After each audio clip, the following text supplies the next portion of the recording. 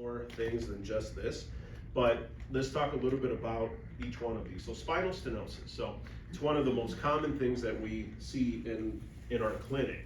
And so spinal stenosis, what it is basically a combination of a couple of things, two things happening at the same time. So let's pretend this is your spine, right? This is a good spine.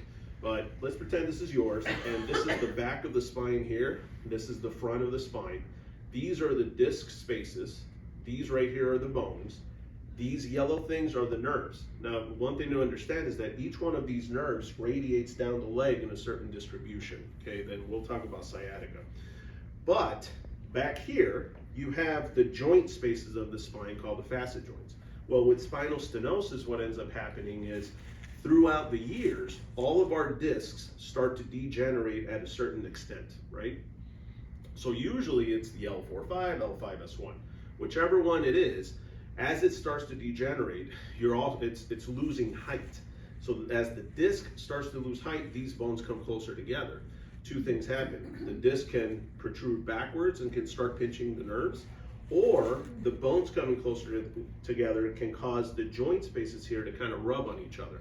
That can lead to calcification of these joint spaces here. Well, with spinal stenosis, you have both of these things happening at the same time, and as they're happening at the same time, they're closing or shutting down the opening where the nerve comes out. Okay, that's what happens with spinal stenosis. So it's not an easy thing to fix, because a lot of times the only way you could fix it is to structurally fix it, which would be surgery. But we can do things to help manage the pain so that you can continue walking and doing your daily activities.